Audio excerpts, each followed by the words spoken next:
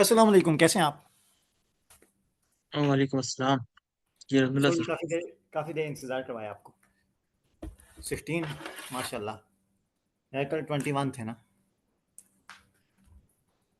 सुनाएं, क्या एक्सपीरियंस रहा? कोई क्वेश्चन लास्ट क्लास से रिलेटेड?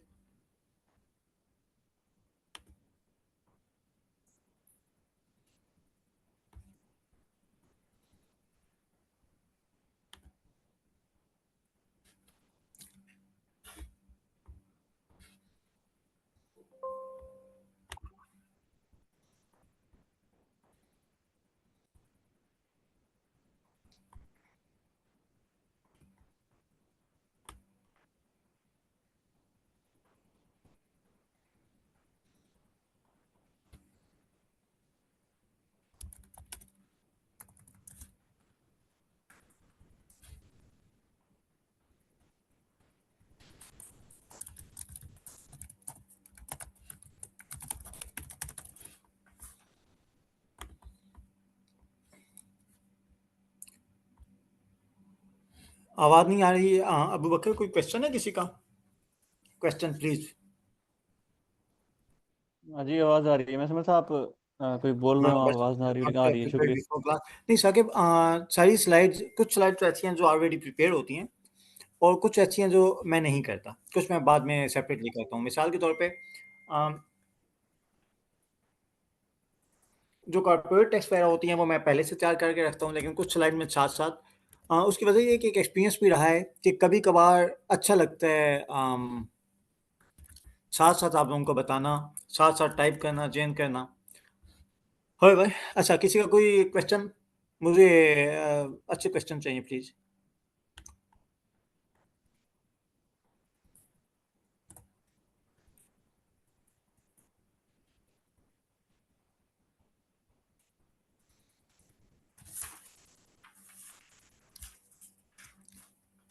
यार कोई चाहे बोंगे से क्वेश्चन नहीं हो, प्लीज़ कुछ ना कुछ तो पूछा करें, क्योंकि अपना एक्सपीरियंस ये कहता है कि जब कोई क्वेश्चन नहीं पूछा जा रहा ना, तो या सब समझ में आ रहा है या कुछ भी समझ में नहीं आ रहा, तो मुझे वो दूसरी तरफ का डर लगने लग जाता है। सर कल आपने mainly questions I think address कर लिए थे, तो इस वजह से आज तो सच कोई क्वेश्चन नहीं है। ठीक है, फिर हम चलते हैं टैक्सेशन की तरफ। ठीक है, जब टैक्स पे आते हैं, आप में से ज़्यादातर पार्टिसिपेंट्स का ये कोर्स करने का पर्पज़ टैक्स ही था। वो एक अलग बात है कि जब आपने टैक्स लिया हो तो मे भी आप में से कई एक बड़े मुतासिर हुए हो कि नहीं यार, ये कंपनी सेटअप में भी बड़ा स्कोप है, बड़ी इंटरेस्टिंग चीज़ है। लेकिन आपका जो पहला पर्पज़ होता है वो होता है हमेशा टैक्स।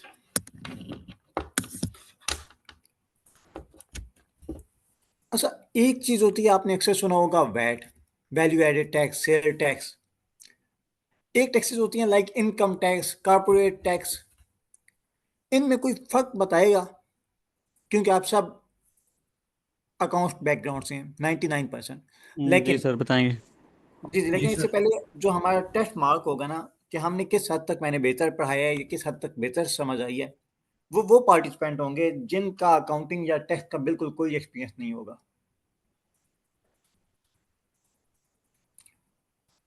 यानी मैं उनसे अगर पूछूं पढ़ाने के बाद, अगर वो ठीक से एक्सप्लेन कर सकें, तो मैं ये समझूंगा कि यस, हमने ज़ीरो से स्टार्ट किया, एक बिल्कुल स्क्रैच से किसी को पढ़ाना शुरू किया और बड़े अच्छे लेवल पे ले किया है।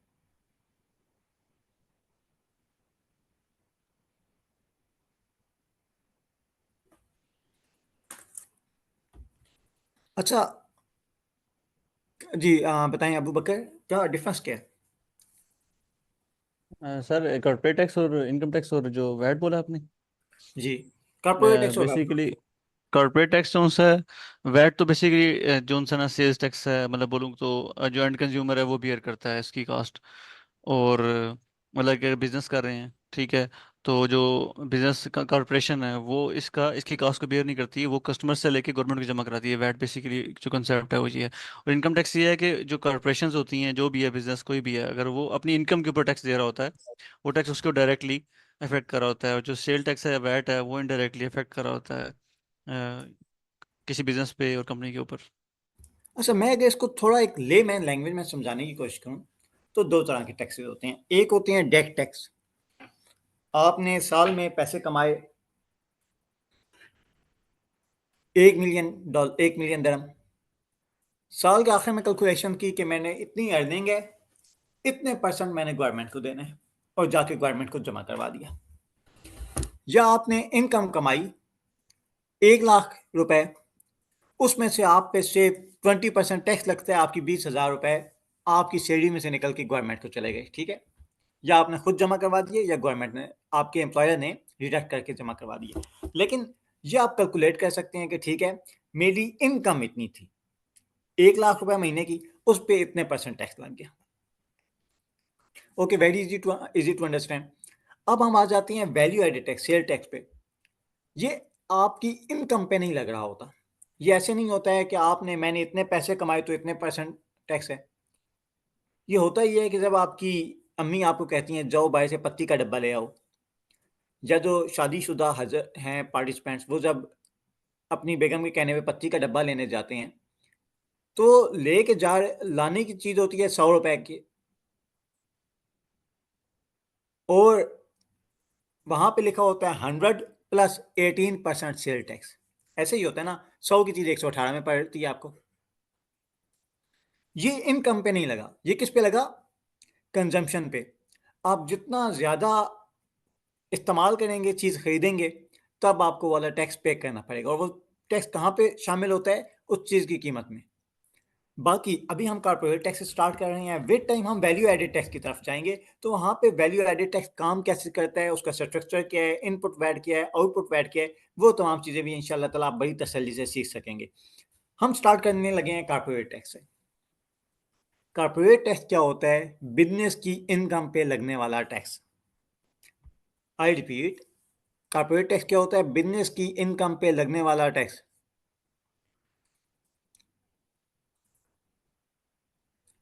इनकम टैक्स क्या होता है? इनकम टैक्स क्या होता है? आपकी इनकम इनकम के पे ऊपर आने वाला टैक्स। इंडिविजुअल की सर इनकम पे।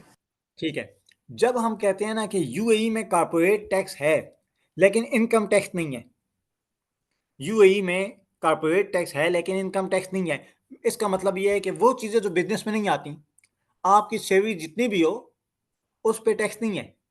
ये एक इंडिविजुअल की इनकम है। आप अगर बिजनेस नहीं कर रहे तो ये आपकी पर्सनल इनकम है, इनकम पे टैक्स नहीं है। हाँ, इनकम टैक्स नहीं है, कॉर्पोरेट टैक्स है। कॉर्पोरेट टैक्स का मतलब कि जो बिजनेस कर रहे हैं, जो बिजनेस एंटिटीज हैं, जो कंपनीज हैं, उनकी इनकम पे टैक्स लगता है। अच्छा, अब सवाल के तवज्जो से सुनिएगा। जितने भी ऐसे टैक्सेस जो इनकम पे लगते हैं, कंपनी की इनकम पे लगते हैं, चाहे इनकम टैक्स हो गया, कॉर्पोरेट टैक्स हो गया, इन सबको हम कहते हैं डायरेक्ट टैक्स। इन सबको कहते हैं डायरेक्ट टैक्स। और वो टैक्सेस जो सेल टैक्स हो गए, वैट हो गए, ये कंजम्पशन पे लगते हैं। ये चीज़ की प्राइस में शामिल कर दिए जाते हैं। गवर्नमेंट आपसे आपकी इनकम का हिसाब किताब नहीं मांग रही होती, बल्कि एक मस्कीन औरत जो जिसकी कोई ख़ास अर्निंग भी नहीं है, वो भी जब पाकिस्तान में जाके यूफ़ोन का कार्ड ख़रीदती है, ज़ोन का कार्ड ख़रीदती है, तो उसको 18% सेल टैक्स पड़ जाता है। ये इस तरह के तमाम टैक्सेस इनडायरेक्ट टैक्स कहलाते हैं, जो इनडायरेक्टली लगाए जाते हैं।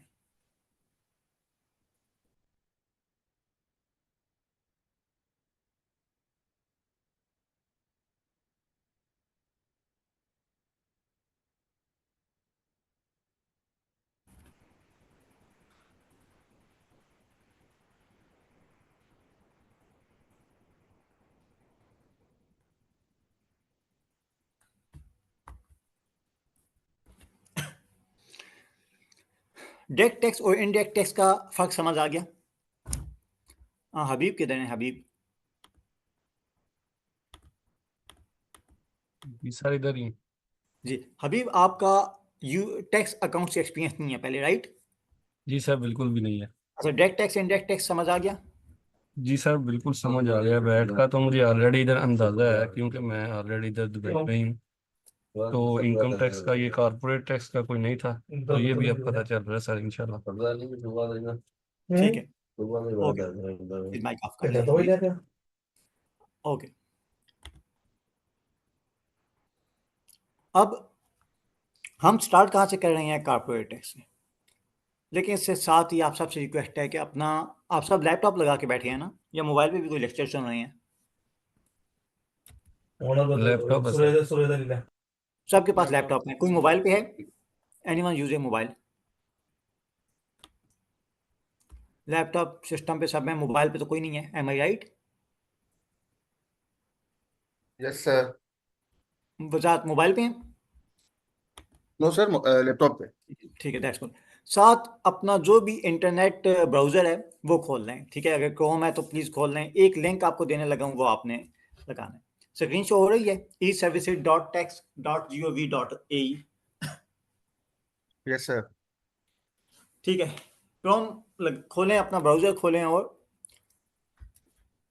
ये लिंक लगा लें।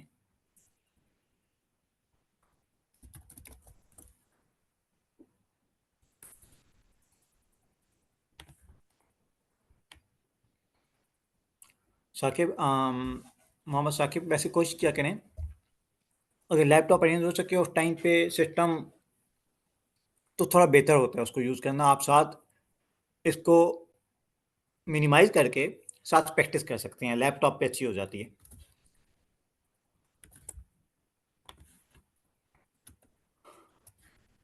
e-services डॉट जी सर चल गया है, चल e-services dot tax dot gov.a।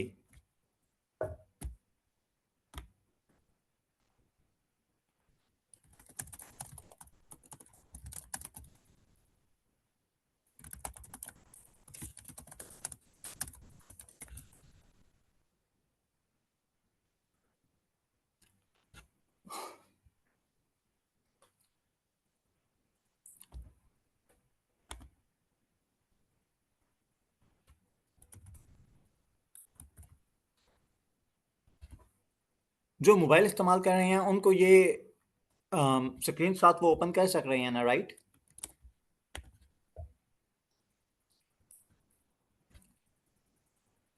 Okay, इस पे आप चले गए सब, ठीक है? अच्छा, अब सवाल ये है कि आप सबसे से पहले अकाउंट बनाने लगे हैं। जैसे अगर आपको कोई बंदा कहे कि आपने फेसबुक पे पोस्ट करनी है, तो आप पहले क्या करते हैं? फेसबुक पे साइन अप करते हैं, सर बिल्कुल ये सेम। लोड कर नहीं जा रहा है, लोड हो नहीं रहा, लोड से आगे जा नहीं रहा, लोडिंग से। कितने पार्टिसिपेंट का ये मसला है? एक दो का या सबका? हो गया, अभी हो गया, थोड़ा टाइम लिया, हो गया। ठीक है, तो ये आपके नेट का इशू है। हो गया। अब आप मुझे ये बताएं, आपने अगर इससे पहले कभी फेसबुक पे लॉग इन ना किया हो तो आप क्या करते हैं? पहले साइन अप करते हैं, ठीक है? लेफ्ट साइड पे आपको साइन अप नजर आ रहा है, साइन अप पे क्लिक करें।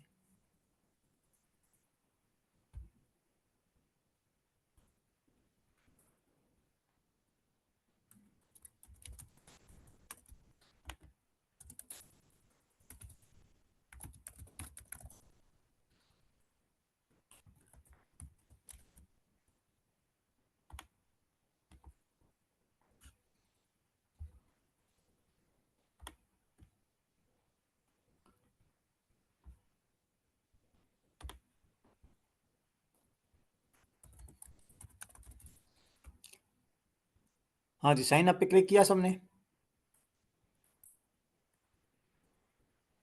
जी सर, कर लिया। ओके, आपके पास ये स्क्रीन आ गई। इधर आप अपना ईमेल डालें। जब हम इसको यूज़ कर रहे हैं ना, तो आपके पास बहुत ज़्यादा एडवांटेज है एज़ कम्पेयर टू जब आप इन्वेस्ट इन दुबई पे पोर्टल वगैरह बना रहे थे। वहाँ पे रिस्ट्रिक्शन थी कि आपको, आपका यूएई में विजिट लगा हो, पहले यूएई में आपके पास यूआईडी नंबर हो। यहाँ पे कोई ऐसी रिस्ट्रिक्शन नहीं है। अपना ईमेल डालें, अपना नाम डालें।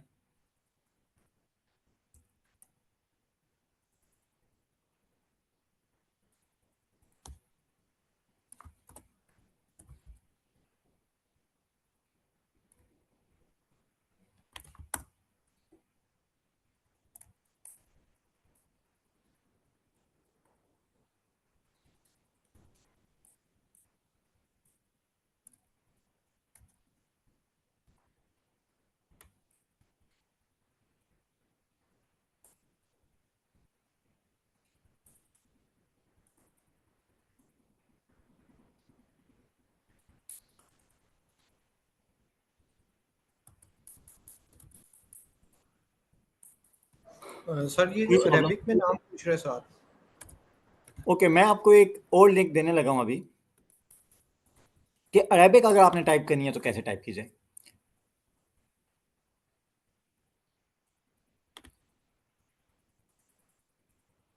ये एड्रेस नजर आ रहा है, इस पे चले जाएं।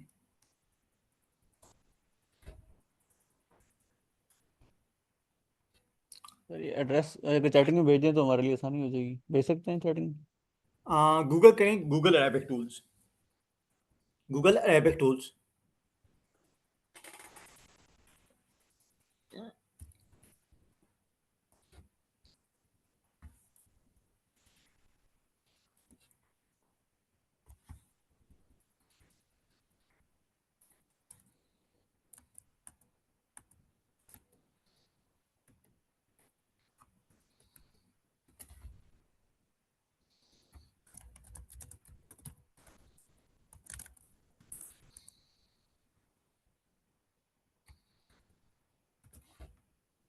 तो वो टूल ओपन कर लिए, इसमें नाम पंच करें तो अरबी में आ जाएगा?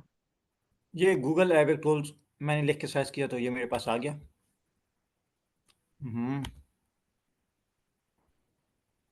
My God. अच्छा, ये है कि आप अगर डायरेक्टली हम लोग उस पर जा सकते हैं। लाइक मैंने लिखना है अली, ए लिखा,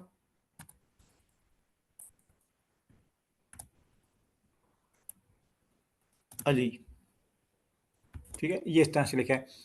लेकिन ये अगर आपने अरेबिक में लिखना है तो फिर पता है इसको कैसे लिखेंगे। एल,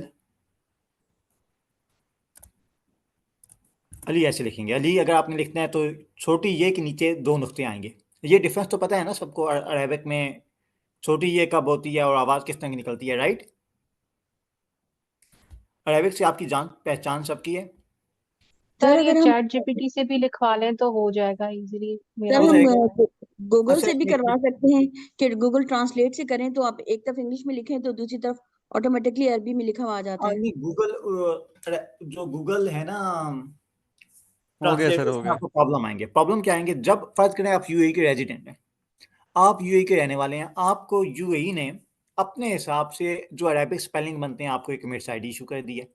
अब आपको वही मिसाल के तौर पे अगर आप उर्दू में लिखेंगे तो मे भी ये जो आपने छोटी ये के नीचे दो नुक्ते नजर आ रहे हैं ना, ये आपने ना लगाए हों, ठीक है। अच्छा, अरबी में एक छोटा सा एक पॉइंट है, जस्ट 1 मिनट आपका लूंगा। अरबी में आपने देखा होगा हजरत मूसा अलैहिस्सलाम, मूसा कैसे लिखते हैं, आप छोटी ये से लिख रहे होते हैं, राइट? मीम बहुत सीन छोटी ये, एम आई राइट? लेकिन उसे पढ़ते हैं हजरत मूसा, हजरत ईसा आखिर में नाम मुबारक के छोटी ये आती लगा रहे होते हैं। अरबी में ये अलिफ की आवाज़ देता है, ठीक है। आपको इस ये के नीचे दो नुक्ते डालने होते हैं कि वो वाकया छोटी ये की आवाज़ है, ठीक है। अब इधर अगर अली लिखा होगा ना तो उसके नीचे छोटे दो नुक्ते होना लाजमी है, ओके। इसको फिल कर लें आप।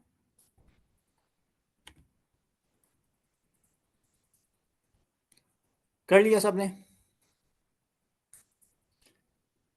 अरबी में इस वक्त आप कुछ भी डाल देना वो एक्सेप्ट कर लेगा, बस अरबी में आप अलिफ भी डाल देंगे, दिस सिस्टम विल एक्सेप्ट मैंने इट, लिखा है ओके। लेकिन अलग अलग करके डालता है मैंने लिखा है लेकिन अलग अलग करके जो है अच्छा, फिल वो वक्त आप ऐसा करें, इसमें इतना ज़्यादा वक्त ना लगाएं। आप ऐसा करें कि जहाँ पे अरबी लिखा है ना, first name in Arabic, last name in Arabic, एक हर्फ भी लिखते हैं अरबी का, ये एक्सेप्ट कर लेगा। दोनों में बस फिल होना चाहिए, जरूरी नहीं है आप एग्जैक्ट मार्क। सर जी जी सर जी। सर हमारे पास कमर्शियल लाइसेंस तो होता है सीडीआरएन करने से पहले। कमर्शियल लाइसेंस में ऑलरेडी अरबी सारी लिखी हुई होती है, वहां से कॉपी पेस्ट कर लें। नहीं, अभी आप प्लीज़ इस पे इसलिए फोकस करें, उसकी रीज़न क्या है।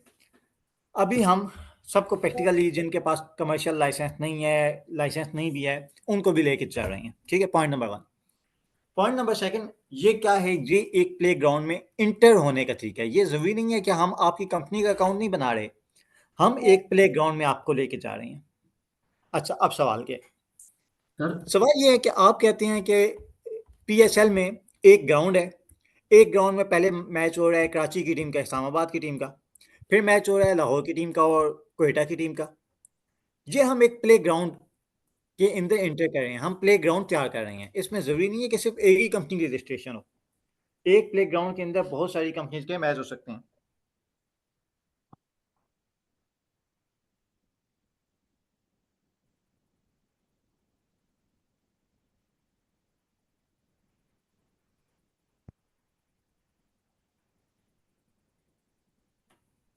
तो ये हर किसी ने पोर्टल बनाना है, जरूरी नहीं है कि एग्जैक्ट आपकी कंपनी के नेम पे हो। ओके, सबका बन गया अकाउंट। ये पाकिस्तानी नंबर भी चलेगा, यस जरूरी सर, नहीं है बन कि गया। यूएई नंबर हो। आपका अकाउंट सर रेडी हो नंबर नहीं गया? पे सर, वो बन बोल गया, रहा था ईमेल पे कि बन गया वो। जी ईमेल पे बन गया, नंबर पे नहीं दे रहा वो ओटीपी। अच्छा, नहीं वैसे वो नंबर पे भी देता है, कोई ऐसा इशू नहीं है, लेकिन सबका वेरीफाई हो गया अकाउंट। ओके, ठीक है, इधर तक सब एग्री? कोई एक पार्टिसिपेंट जो इस पॉइंट को ना क्लियर कर चुका हो, कर सका हो? मैं ट्राई कर लूँ। इश्तियाक? जी जी सर, मैं बस एक एक सेकंड दे दे, मैं जी जी, ट्राई कर। कोई ऐसा जो स्टक हो गया हो? साकिब हो गया?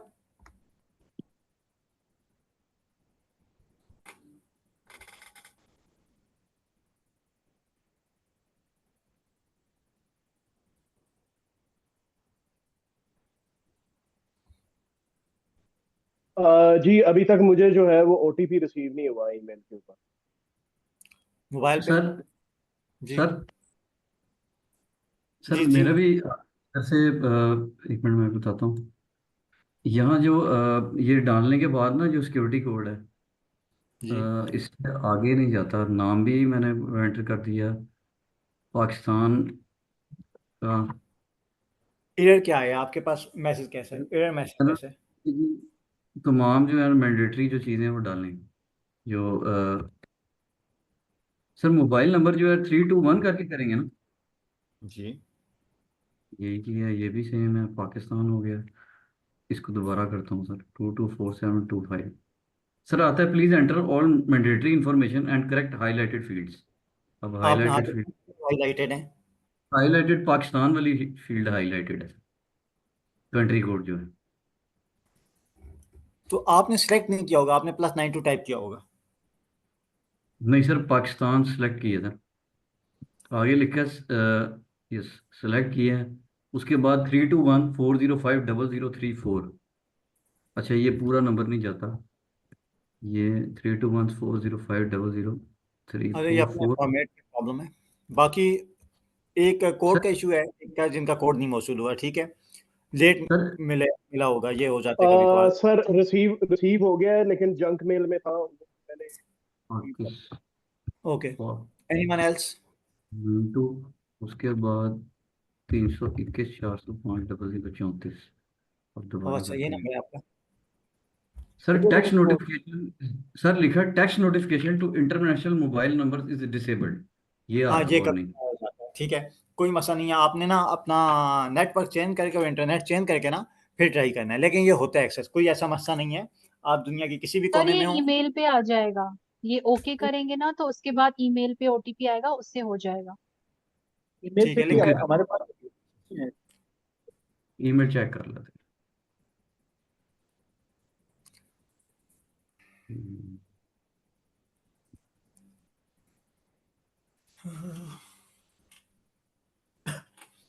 जी सर, ईमेल पे आया तो है कुछ, है क्या ये? हाँ, तो किस किस ईमेल से आता है, किस उससे आता है, कुछ कंफर्म करेंगे ताकि उसको सर्च करना है। कोई जिसके पास आया है बंदा कंफर्म करेगा ताकि सर्च करके देख लेगा। नो देखिए रिप्लाई सर, के नाम से आया, नो रिप्लाई लिखा हुआ है। और रिप्लाई पाकिस्तान में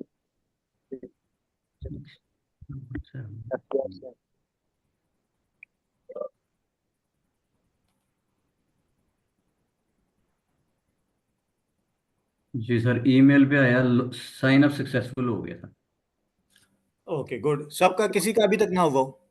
इश्तियाक आपका नहीं क्या, तो आप ही की position? जी, नहीं आया मेरे पास, कोड कोड नहीं आया। कोड नहीं आया ना मोबाइल पे ना ईमेल पे? जंक ईमेल स्पैम वगैरह चेक करें। तो कोई दे रहा है कि इंटरनेशनल डिसेबल्ड है, लेकिन उस पर भी नहीं आया।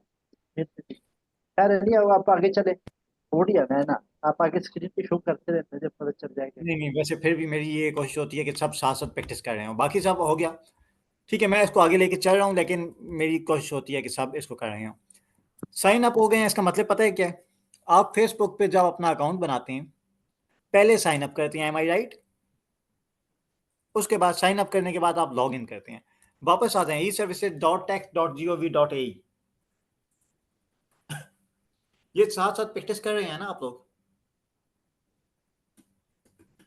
जी सर। सर ओके, e-services.tax.gov.ai डालें अकाउंट इन्फो, इसमें अपना ईमेल डालें,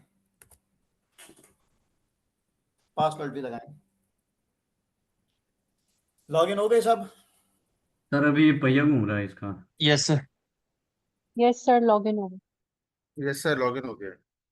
ओके, आप उस सर प्लेटफॉर्म पे आ गए हैं जिस पे जो आपका पोर्टल है। अगर आप इधर तक पहुंच गए हैं ना, कोई भी शख्स जो बेसिक अकल रखता है, कॉमन सेंस रखता है, थोड़ा सा घूमे इन चीज़ों को देखे, तो ये अगर उसको इस प्लेटफॉर्म का पता बता दिया जाए, मैं ये समझता हूँ काफ़ी सारी चीज़ें वो खुद सॉर्ट आउट कर सकते हैं।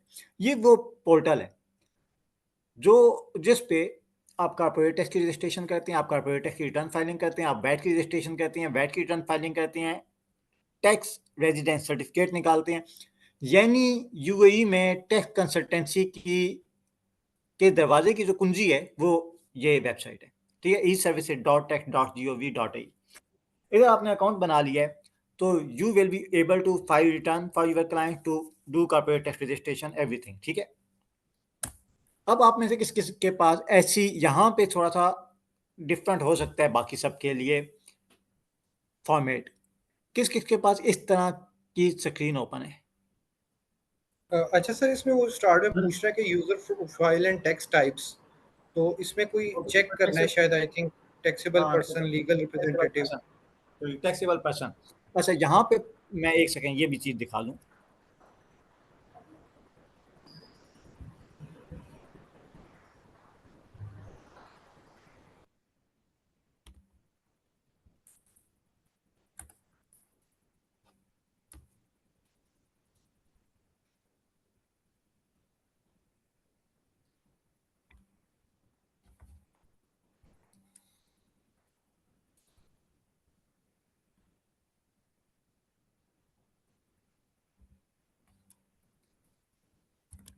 आपके पास, आप में से बहुत के पास जो इंटरफेस होगा वो आ रहा होगा शायद इस तरह का, M I right? Yes sir, इस यस तरह आ रहा सर। जी है। सर, बिल्कुल यही है। ये सर यही आ रहा है। Yes sir. थोड़ा सा यही आ इसको रहा है जी, यही आ इन रहा कर देता मैं हूँ। तो सर टैक्सेबल ये पर्सन क्या होता है? कोई भी शख्स जिसने अपनी टैक्स रिटर्न फाइल करनी हो या दूसरों की भी टैक्स रजिस्ट्रेशन करनी हो तो वो टैक्सेबल पर्सन होगा। Natural person tax agent. Tax agent वो शख्स होता है जो कोर्ट में जाके रिप्रेजेंट कर सकता है क्लाइंट को, ठीक है, जिसने बाकायदा सर्टिफिकेशन की होती है। Tax agency just like tax agent, इसको एफटीए से बाकायदा लाइसेंस दिया जाता है। स्पेशल रिफंड्स बाद कंडीशन में यूएई के नेशनल्स हो गए या कुछ जो विजिट पे आते हैं लोग, उन सब वो सब वैट रिफंड क्लेम कर सकते हैं, ठीक है। Other services, judicial person tax agent, national person representative agent, इसमें से इस वक्त आपके लिए जो सबसे इंपॉर्टेंट है जिसको आपने सबने सेलेक्ट करना है वो करना है टैक्सेबल पर्सन। ठीक है टैक्सेबल सर। पर्सन क्लिक करना है और प्रोसीड पे क्लिक कर देना है, ठीक है। ठीक है।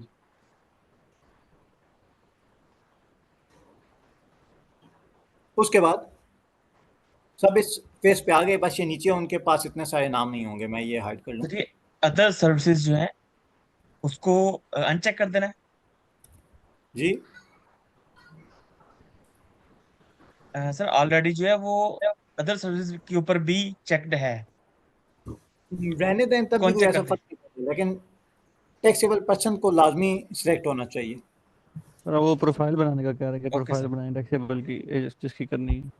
अच्छा, सर अब क्रिएट अगर आप लिसन, प्रोफाइल। क्या आपके पास किसी के पास इस तरह की स्क्रीन आ गई है? इस तरह की नहीं है, नहीं वो सर। डिफरेंट, उसमें फिलिंग करने का दे रहा है जी ऑप्शन, सर, नाम आगे वगैरह लेकिन ये उसमें वो। काफी कुछ है। आपके पास ये आ गई होगी, राइट? जी सर बिल्कुल। जी बिल्कुल ये आ गई। प्रोफाइल। अगर कोई ऐसी जगहों पे है ना इस स्क्रीन पे, तो मेरे ख्याल से बताना मुश्किल नहीं है। Create new taxable person profile के बिल्कुल राइट मोस्ट कॉर्नर पे, जब मैं राइट का वर्ड बोलता हूँ तो your right is the right of the screen, ठीक है। स्क्रीन का राइट भी वही है जो आपका राइट है। राइट मोस्ट पे आपको एक एरो का निशान नजर आएगा, उस पर क्लिक करें, आप इस तरह की स्क्रीन पे आ जाएंगे।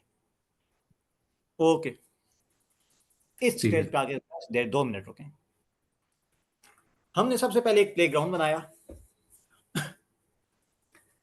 प्ले ग्राउंड बनाने के बाद प्ले ग्राउंड में किसी भी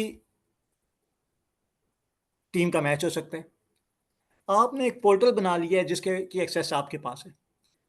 अब हम स्पेशल, अगर फर्ज करें मैं एक टैक्स कंसल्टेंट हूं, मैंने प्ले ग्राउंड एक ही बनाया है, उसके बाद 20 कंपनीज उसी प्ले ग्राउंड पे मैंने रजिस्टर कर दी हैं। मैंने एक अपना पोर्टल बनाया, उस पे मैंने चाहे तो 20, चाहे 50, चाहे 100 कंपनीज को इसी पोर्टल के अंदर मैं कॉर्पोरेट टैक्स के लिए रजिस्टर कर दूं। ये क्या होने लगा है, ये उसमें पहली कंपनी की डिटेल में डालने लगा हूं। ठीक है, अभी आपने मेरा पोर्टल देखा था, राइट? जी मेरा सर। पोर्टल एक, लेकिन उसमें बहुत सारी कंपनीज के नाम आ रहे थे। अब पहली कंपनी का हमने इधर नाम डालना है। प्रोफाइल नेम इन इंग्लिश डालें, इंग्लिश में।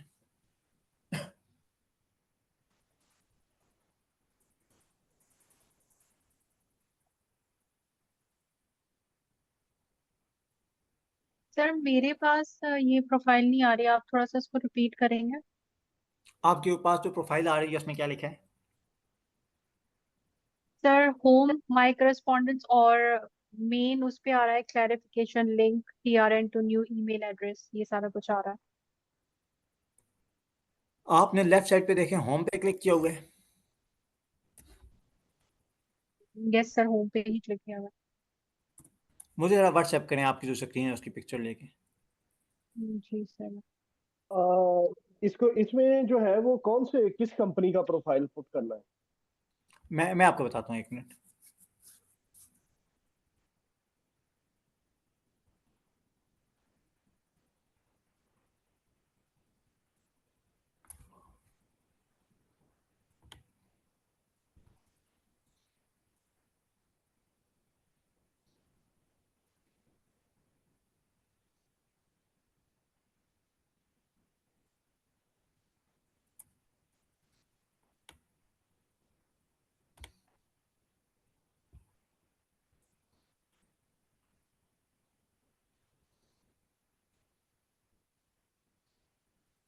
किस तरह की स्क्रीन है आपके पास?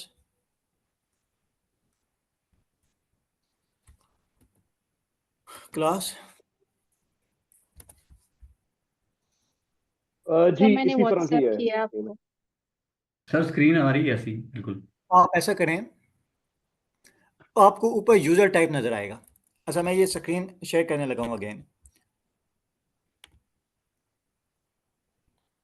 इसमें ऊपर आपको यूजर टाइप लिखा हुआ नजर आ रहा है यहाँ पे।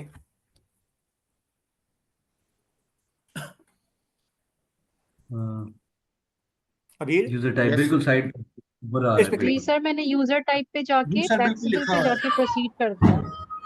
ठीक है, हो गया। अब जी मेरे ख्याल सर। से हम सब एक पेज पे आ गए हैं।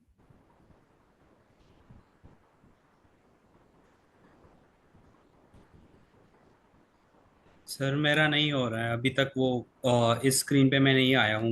वो पहले वाला स्क्रीन पे हूँ आप किस स्क्रीन पे हैं अभी? इस पे? जहाँ पे ये taxable person natural person tax agent यहीं पे। ओके, हाँ, टैक्सेबल पर्सन पे आपने क्लिक किया। जी सर। उसके नीचे राइट बॉटम बिलो प्रोसीड उसी लिखा होगा, उस पर क्लिक करें। Okay sir. आगे इस पेज पे सब। जी सर वो आ गया हूँ उस पे। अच्छा, ये वो जगह है जहाँ पे अपनी अपनी कंपनियां का नाम लिखते हैं। पोर्टल जो आपने जिस भी नाम से बनाए है, यहाँ पे अगर फर्ज करें मेरे 20 क्लाइंट हैं, मैं पहले की टैक्स रजिस्ट्रेशन के लिए टैक्स प्लेटफॉर्म बनाना चाहता हूँ। इधर मैंने उस कंपनी की डिटेल डालनी होंगी, उस क्लाइंट की डिटेल डालनी होंगी। ठीक है सर। अच्छा, लेकिन अभी तो आप बस एक हाइपोथेटिकल चीज़ कह रहे हैं, ठीक है। इसमें प्रोफाइल नेम में अपना नाम बेशक डाल दें इंग्लिश में, प्रोफाइल नेम अरेबिक में भी डाल दें, प्रेफर्ड लैंग्वेज भी सिलेक्ट कर लें, इंग्लिश या अरेबिक, आप इंग्लिश ही करेंगे। प्रेफर्ड कम्युनिकेशन चैनल SMS और ईमेल ये भी कर लें, ठीक है। ये कर लिए प्लीज़ सर, फिल कर। हो गया ऐड। इसमें एक देखें, मैंने आपको जैसे अक्सर कहा ना कि पोर्टल का बच्चों को बड़ा शौक होता है, हमें पोर्टल यूज़ करना सिखाएं। पोर्टल, अब देखें, आप अगर इधर तक पहुंच गए हैं तो मुझे बताने की ज़रूरत नहीं है कि प्रोफाइल नेम इंग्लिश में कैसे टाइप करना है, अरेबिक में कैसे करना है, लैंग्वेज कौन सी आपने सेलेक्ट करनी है। बड़ा यूज़र फ्रेंडली इंटरफेस है। इसको प्लीज़ फिल करें सब। सर ये 2 मिनट लोगो। लोगों को रहने देना, वो तो ऑप्शनल है। क्रिएट कर लें। सर कंपनी कौन सी रखनी है इसमें? कोई रैंडम कंपनी खोल लें यहाँ पे? अपना नाम लिख लें सहूलत के लिए, ठीक है। कोई आगे अपना आपने क्लाइंट कंपनी बना बनाना लें जिस किसी को नहीं, भी। जब आप प्रैक्टिस कर रहे होंगे तब हम इन चीज़ों को थोड़ा अच्छा तसल्ली से देखेंगे, बट अभी अपने नाम से कर लें। और सर लोगो ऐड करना है कि रहने दें? नहीं रहने दें।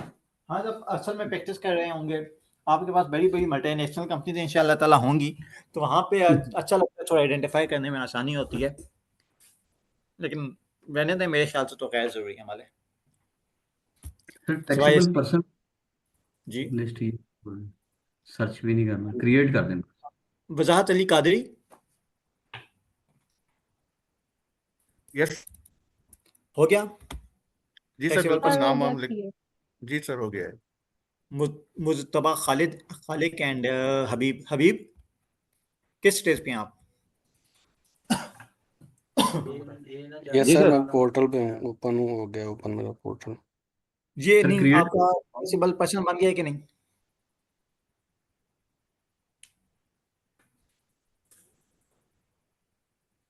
Sorry sir. हबीब, आप बोलने के बाद ना फोन माइक ऑफ कर दिया करें, मैं अभी तो कह रहा हूँ। ओके, अच्छा, इधर तक सब पहुंच गए क्या? सबका पर्सन ये वाला एरिया फिल हो गया? यहाँ पे किसी को कोई प्रॉब्लम है तो बताएं। नहीं, डन हो गया जी। ये सर हबीब से मैं टैक्सेबल पर्सन क्रिएटेड आ गया। नहीं, मुझे वो बताएं ना जिनका प्रॉब्लम है, जो इधर तक नहीं पहुंच सके किसी वजह से। हाँ, अगर कोई बिल्कुल ही नहीं हुआ, किसी का एसएमएस ही नहीं आया, तो वो तो फिर डेफिनेटली बाद ही में करेंगे। ओके, टैक्सेबल सक्सेसफुली आ गया। Taxable person is not opening. Mohammad Kashif, मुझे जरा व्हाट्सएप करें अपने स्क्रीनशॉट लेके।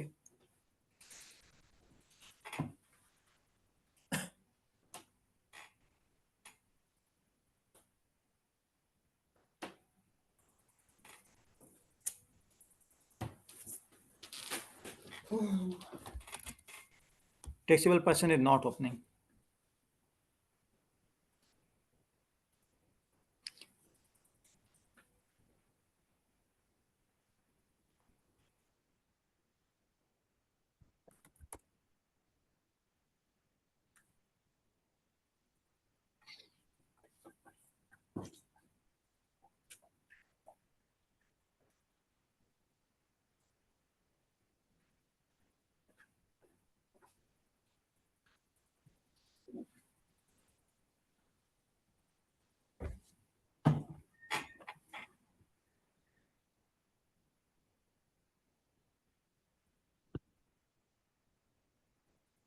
जी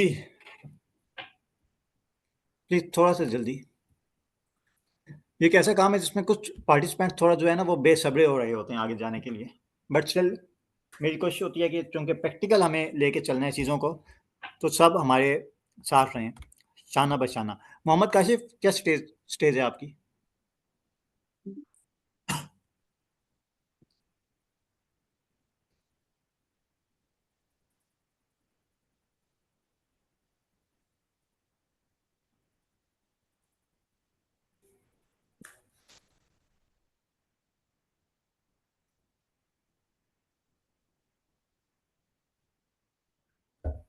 काशिफ क्या हो गया? राइट बिलो राइट प्रोसीड पे क्लिक कर दें, आपको और कुछ भी नहीं करना। डाउन राइट प्रोसीड पे क्लिक करें।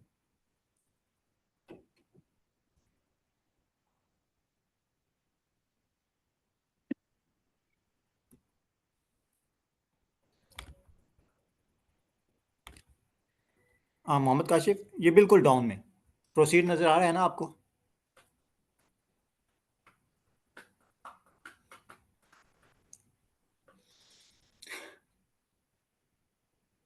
Everything okay right? काशिफ हो गया?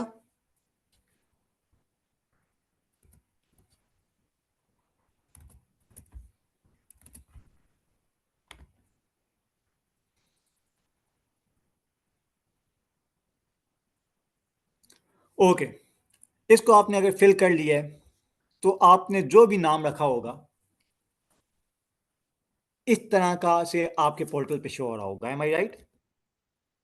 Yes sir. सर वैसे ही आ रहा है। Yes sir. ओके, इस स्टेज पे एग्जैक्ट हम 3 मिनट की ब्रेक करते हैं, ताकि अगर कोई अभी तक जिनका अकाउंट वगैरह नहीं बना वो इसको फिल आउट कर लें। Exact 3 minutes. ओके,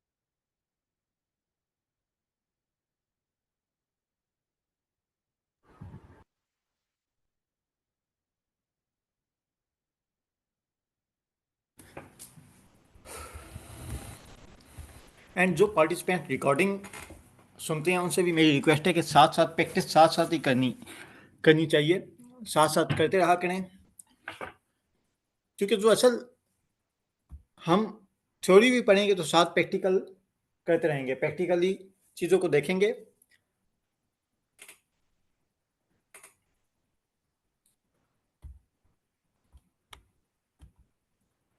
मुत्तबा खालिक लेफ्ट, काशिफ लेफ्ट। क्या इशू हो गया भाई, क्यों जाने लगे हैं लोग?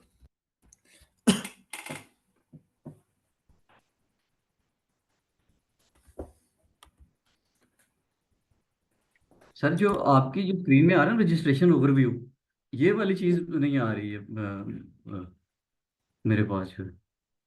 आप इधर तक आ गए? जी सर आ गया हूँ, मगर ये नहीं आ रही। अब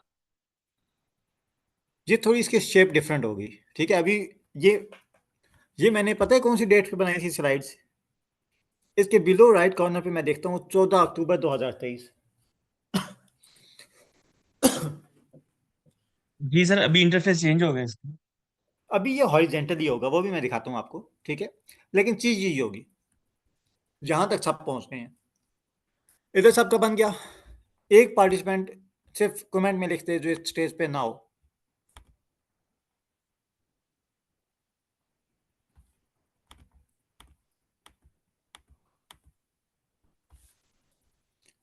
मेरा तो पहले स्टेज नहीं आया, उस दफा ट्राई जी किया नहीं आया। खैर मैं बाद में ट्राई करूँ, मैं देख रहा हूँ ट्राई, मैं बाद में ट्राई करूँ। ठीक है, आपका मसला तो मैं समझ गया। ओके, आपका तो वो एक थोड़ा सर मसला सॉरी सर, मेरे ना लाइट का इशू है, सॉरी वो बात करते हुए। ओके, ठीक है। ऐसा और कहीं स्टक नहीं है, और किसी वजह से आप में से कोई भी स्टक नहीं हुआ हुआ कहीं पे?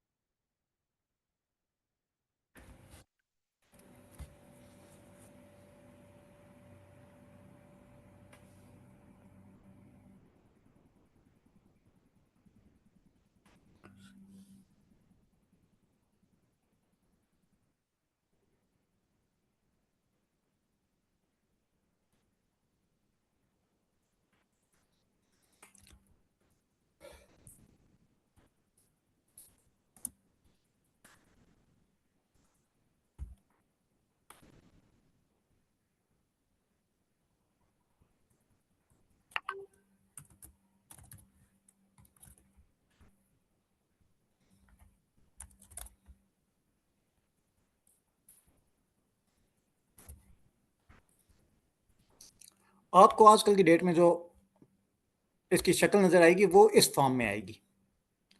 ऊपर चले सब लिखे होंगे, corporate tax, value added tax, okay ठीक है, सब इस पे पहुंच गए। इस पे किसी को कोई एतराज? एनीवन? ओके, किसी को एतराज नहीं है, राइट? ओके, इसके आखिर में एक्शन लिखा हुआ है, इस पे जो ही आप राइट क्लिक करेंगे, सॉरी लेफ्ट क्लिक करेंगे, आपको रजिस्टर का ऑप्शन नजर आएगा। अगर पहले रजिस्ट्रेशन नहीं हुई कॉर्पोरेट टैक्स की रजिस्ट्रेशन नहीं हुई, वैल्यू एडेड टैक्स की रजिस्ट्रेशन नहीं हुई, तो आपको ये वाली शक्ल नजर आएगी। ओके, यहां तक किसी का कोई क्वेश्चन? No sir. ये नहीं, आपको मैंने उस प्लेटफॉर्म पे हम ले गए हैं जहां से हमने कॉर्पोरेट टैक्स की रजिस्ट्रेशन करनी है, वैल्यू एडेड टैक्स की रजिस्ट्रेशन करनी है। सही, हमने राइट क्लिक किया और आगे हम चले गए कॉर्पोरेट टैक्स पे। यहां पे हम कॉर्पोरेट टैक्स की रजिस्ट्रेशन करने लगे हैं इस पॉइंट पे, लेकिन हम एक दफ़ा रुक गए। इस जगह पे करके पोर्टल बना के इसका ईमेल और पासवर्ड आपने याद रखना है, भूल नहीं जाना। इधर हम थोड़ी सी थ्योरी पढ़ेंगे कि हम जो कर रहे हैं क्यों कर रहे हैं, लॉ क्या है, कॉर्पोरेट टैक्स होता क्या है, क्यों कोई कॉर्पोरेट टैक्स की रजिस्ट्रेशन करवाएगा। क्योंकि जैसे सिर्फ लॉ पढ़ते हुए पार्टिसिपेंट्स को मज़ा नहीं आता कि यार हमें इफेक्टिव पोर्टल का यूज़ करना नहीं आता, ऐसे ही विदाउट थ्योरी, विदाउट पर्पस, आपको सिर्फ और सिर्फ पोर्टल का यूज सीखने का भी फायदा नहीं होगा। ठीक है,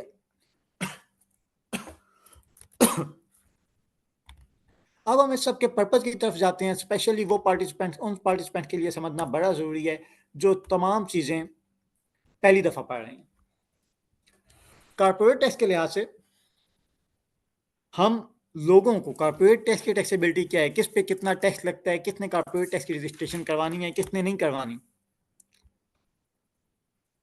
ये ऐसे नहीं होगा। आपके पास कोई पाकिस्तानी कंपनी आए, कहे मैंने यूएई में कॉर्पोरेट टैक्स की रजिस्ट्रेशन करवानी है, ठीक है, आप पोर्टल उठाएं, पोर्टल का यूज़ आपको मैंने बता दिया है, आपको मैं इंशाअल्लाह ताला आगे कॉर्पोरेट टैक्स की रजिस्ट्रेशन करना भी सिखा दूंगा। ऐसे नहीं होगा कि आपने किसी पाकिस्तानी कंपनी की जो पाकिस्तान में बैठी हुई है उसकी कॉर्पोरेट टैक्स रजिस्ट्रेशन करवा के पैसे ले लिए। आपने देखते हैं कि उसे कॉर्पोरेट टैक्स की रजिस्ट्रेशन करवानी है कि नहीं करवानी, पर्पज़ क्या है, कॉर्पोरेट टैक्स है क्या, वैट है क्या।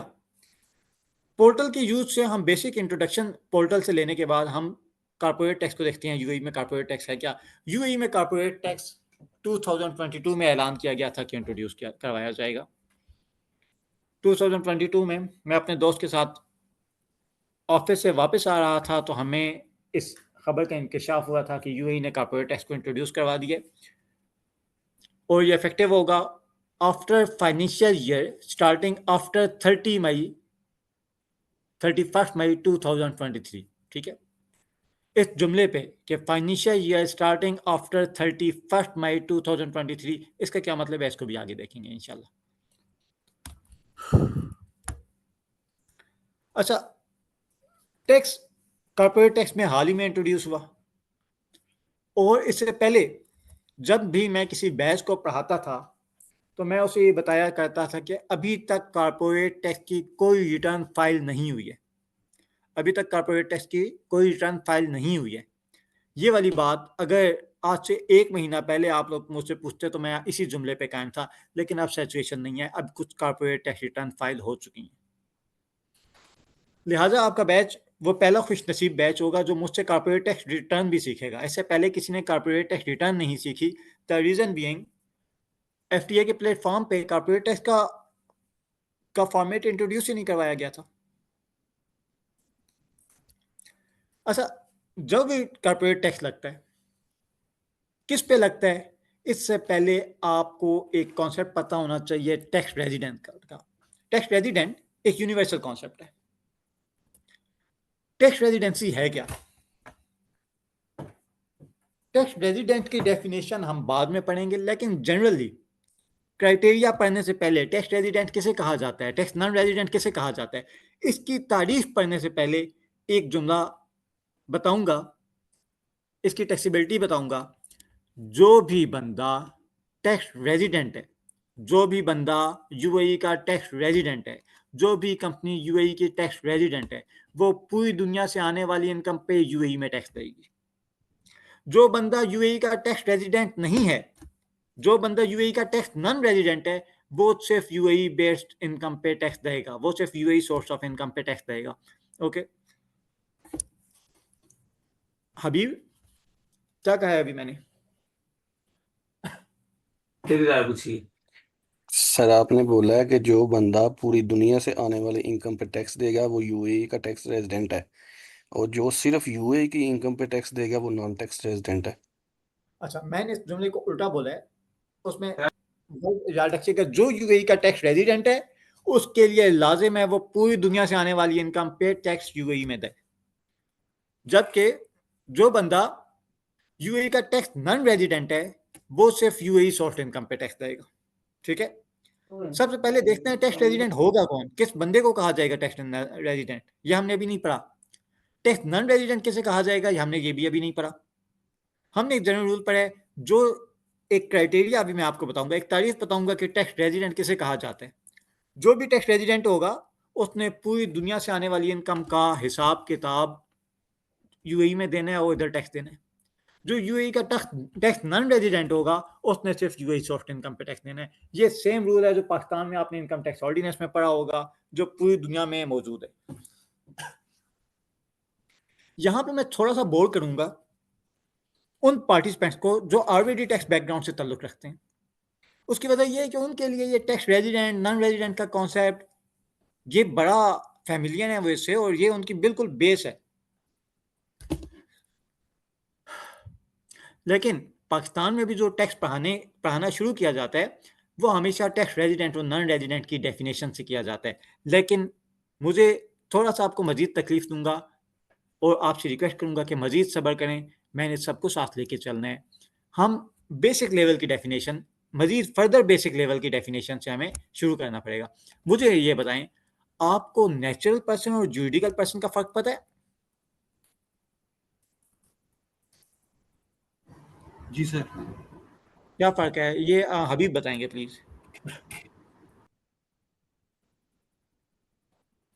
जुरिडिकल पर्सन और नेचुरल पर्सन का क्या फर्क है? सर नेचुरल पर्सन में सोल प्रोप्राइटरशिप आ जाती है, जो कि नेचुरल पर्सन अपनी कंपनी का खुद सारा जिम्मेदार होता है, वो नेचुरल पर्सन होता है। जबकि जुरिडिकल पर्सन वो कंपनी इटसेल्फ एक पर्सन होती है। हाँ ठीक है, अभी भी मैं पढ़ा चुका हूँ आप लोगों को, राइट? Yes sir. ये मैंने नेचुरल पर्सन जी तो मैं जी जी सर तो every LLC is a natural person, और जुडिशियल पर्सन होगा आपकी जो भी कॉर्पोरेट बॉडी होगी, कोई आपकी ऑर्गेनाइजेशन होगी, एसोसिएशन होगी जो अदर देन एलएलसी होगी। एज पर माय अंडरस्टैंडिंग, जैसे एजुकेशनल कोई आपने इंस्टीट्यूट बनाया है जिसकी गवर्नेंस जो है वो गवर्नमेंट के पास है या गवर्नमेंट के अंडर में वो काम करती है, इस तरह की कोई बॉडी होगी तो वो जुडिशियल होगी। देखिए, दो पर्सन होते हैं, एक होता है नेचुरल पर्सन, एक होता है जुरिडिकल पर्सन। एक नेचुरल पर्सन है, एक जुरिडिकल पर्सन है। अब जुरिडिकल पर्सन में कौन कौन सी चीजें आ जाती हैं, इसमें स्क्रीन शो हो रही है ना सबको? एलएलसी हो गई, LLC company limited liability company. Company कोई भी होगी अगर बाकायदा कंपनी की डेफिनेशन मीट करती हो, public joint stock company, private joint stock company, these all are juridical person. Natural person जिसमें आपको खुद तमाम तरह लेन देन का जिम्मेदार तस्वुर किया जाए। अच्छा, अब सवाल ये कि आप किसी बड़ी ऑर्गेनाइजेशन का नाम बताएं जो रिसेंटली सेल हुई हो। व्हाट्सएप का ऑनर कौन है? वही जो फेसबुक का ऑनर है। Am I right? Mark Zuckerberg. Yes sir. Am I ये प्रोनाउंसिएशन है ना उसकी, Mark Zuckerberg, am I right? Mark Zuckerberg. ये पहले व्हाट्सएप किसके पास था? I don't remember his name, but किसी और के पास था। अब फर्ज करें कि आप व्हाट्सएप वालों से कोई कांटेक्ट करते हैं, आपने व्हाट्सएप से कोई कांटेक्ट किया, व्हाट्सएप बनाने वाली कंपनी है, उससे आपने कांटेक्ट किया, नाम क्या है?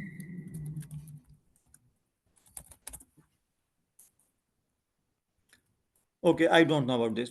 पेरेंट ऑर्गेनाइजेशन अभी तो मीटा बनती है, मुझे नहीं पता किसने बनाया, लेकिन एक एग्जांपल ले लेते हैं। फर्ज करें व्हाट्सएप एक कंपनी ने बनाया जिसका नाम है ABC लिमिटेड। वो पहले एक बंदे के पास था, फिर किसी और कंपनी के पास चला गया। या फर्ज करें कि पेप्सी है, वो एक कंपनी है, आपने उससे कांटेक्ट किया कि वो आपको 5 लाख बोतलें सप्लाई करेगा। वो बोतलें नहीं आई, आपको वो स्टॉक नहीं मिला, आपने उस पर केस कर दिया। अब फर्ज करें कि इतने टाइम में ये हुआ कि पेप्सी की ऑनरशिप चेंज हो गई है। पहले उसका ऑनर पर्सन एक्स था, अब वाई हो गया।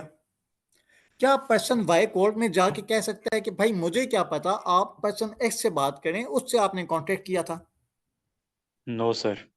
नहीं कह सकता। क्यों? क्योंकि Pepsi as a company registered है। कंपनी क्या है? कंपनी इटसेल्फ एक बंदा है, एक लॉ के नजदीक कंपनी एक सेपरेट बंदा है। इससे फर्क नहीं पड़ता कि उसके शेयर मिस्टर एक्स के पास है, मिस्टर वाई के पास है, मिस्टर जेड के पास है।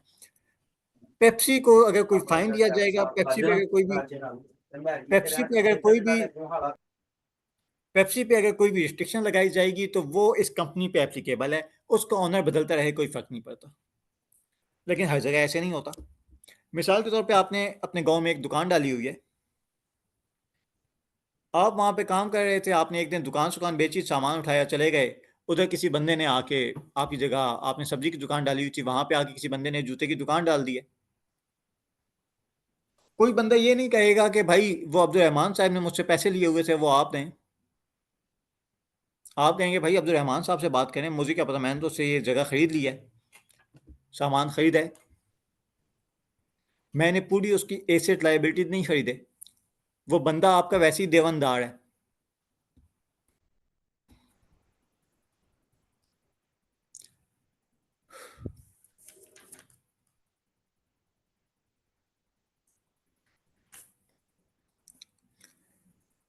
अब पाकिस्तान में तो ये होता है, आपने दुकान, आपका दिल किया, आपने जाके डाल ली। यूएई में ऐसे नहीं होगा। यूएई में आपने ट्रेड लाइसेंस लेना ही लेना है। अगर आपने उसके ऊपर जो आपने ट्रेड लाइसेंस लिया है वो कंपनी का लिया है तो कंपनी सेपरेट पर्सन है। लेकिन अगर वो सोल प्रोप्राइटरशिप का लिया है तो सोल प्रोप्राइटरशिप में आप खुद जिम्मेदार हैं, यानी आप अपने नाम से बिजनेस कर रहे हैं, आपने खुद दुकान डाली हुई है, आपने खुद एक बिजनेस कर रहे हैं। समझ गए?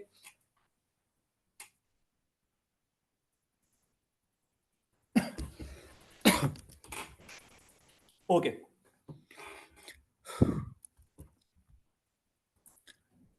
अब इन दोनों की टैक्सेबिलिटी में क्या फर्क है, जरा हम डिफरेंस पढ़ते हैं। पहला हम पढ़ने लगे हैं ज्यूरिडिकल पर्सन का। ज्यूरिडिकल पर्सन जिसमें कंपनी आ गई, ठीक है, या ट्रस्ट आ गया, कंपनी आ गई या ट्रस्ट आ गया।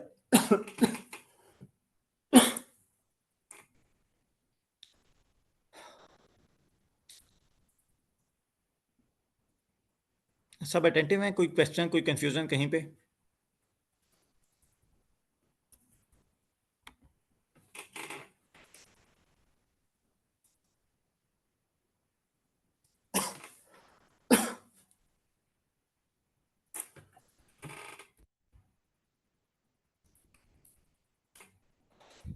Everything okay? समझ आ रही है? मेरी आवाज आ यस रही है सर। जी आपको? सर, समझ आ रही है। ओके। यस सर, समझ आ रही है। इधर हम पढ़ने लगे हैं नेचुरल पर्सन और ज्यूरिडिकल पर्सन का, हम कॉन्सेप्ट समझ गए। अब हम आ जाते हैं ज्यूरिडिकल पर्सन पे। ज्यूरिडिकल पर्सन कंपनी, आपके पास कोई कंपनी है, कंपनी की या तो ऐसे हो सकता है कि यूए उसकी इनकॉर्पोरेशन ही यूएई में हुई हो, यूएई में जो आपने ट्रेड लाइसेंस लिया हो उसके ऊपर मेंशन हो LLC इनकॉर्पोरेटेड इन यूएई। जब भी कोई कंपनी यूएई में इनकॉर्पोरेटेड है वो टैक्स रेजिडेंट है। पॉइंट नंबर 1, जब भी कोई कंपनी यूएई में इनकॉर्पोरेटेड है वो टैक्स रेजिडेंट है। टैक्स रेजिडेंट की पहली डेफिनेशन। ABC LLC कहाँ पे रजिस्टर्ड है? मेनलैंड में रजिस्टर्ड है, टैक्स रेजिडेंट है। एक कंपनी है XYZ LLC, कहाँ पे रजिस्टर्ड है? मेनलैंड में रजिस्टर्ड है, यूएई के मेनलैंड में रजिस्टर्ड है, टैक्स रेजिडेंट है, इनकॉर्पोरेटेड। एक कंपनी शारजा के मेनलैंड में इनकॉर्पोरेटेड है, टैक्स रेजिडेंट है। जो भी कंपनी यूएई में इनकॉर्पोरेटेड है वो क्या है? Tax resident. Point number 1। Point number 2 है तो कहीं और। मिसाल के तौर पे पाकिस्तान में एक कंपनी आपने खोली, अलिफ बे पे प्राइवेट लिमिटेड, है तो पहली डेफिनेशन क्या उसने मीट की? क्या वो यूएई में इनकॉर्पोरेटेड है? नहीं। फिर हमने सेकंड चेक देखना है, क्या उसकी कंट्रोल एंड मैनेजमेंट यूएई में है? क्या उसके फैसले करने वाला दिमाग यूएई में है? इसका क्या मतलब है? पहले वाला पॉइंट तो बड़ा आसान था, अगर कोई कंपनी यूएई में इनकॉर्पोरेटेड है तो वो यूएई के टैक्स रेजिडेंट है। सेकंड वाले पॉइंट में थोड़ा सब्जेक्टिव सी चीज लगती है कि कंट्रोल एंड मैनेजमेंट यूएई में हो। कंपनी हो तो किसी दूसरे मुल्क में इनकॉर्पोरेटेड, लेकिन उसके फैसले यूएई में होते हैं। कहाँ बनते हैं मंसूबे? बड़ी पहचान रखते हैं। तो उसके जो असल मंसूबे बनते हैं, मंसूबा साज जहां पे बैठे होते हैं,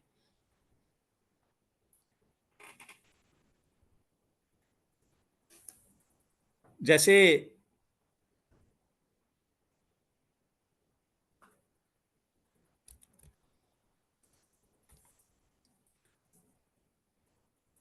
अब कंट्रोल एंड मैनेजमेंट की अगर ये वाली डेफिनेशन पाकिस्तान में भी मौजूद है, लेकिन थोड़े फर्क के साथ साथ। पाकिस्तान में अगर कोई बंदा कहे ना आपसे कि कैसे पता चलेगा कि फलां कंपनी के फैसले पाकिस्तान में हो रहे हैं या नहीं हो रहे, वो कैसे टेस्ट करते हैं? वो कहते हैं बोर्ड ऑफ डायरेक्टर्स की मीटिंग किधर हुई है। बोर्ड ऑफ डायरेक्टर्स से क्या मुराद है? कोई इसको जरा आसान लफ्ज में बताए।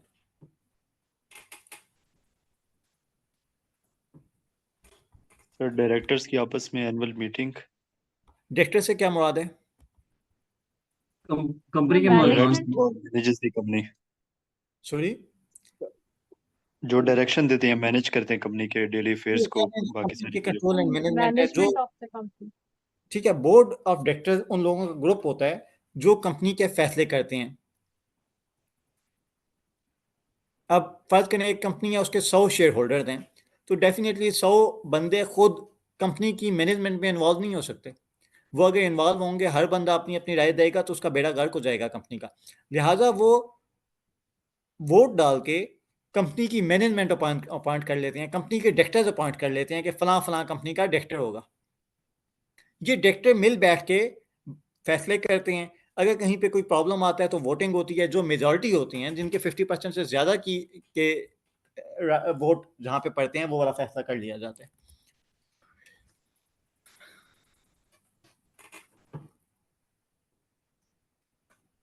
ओके,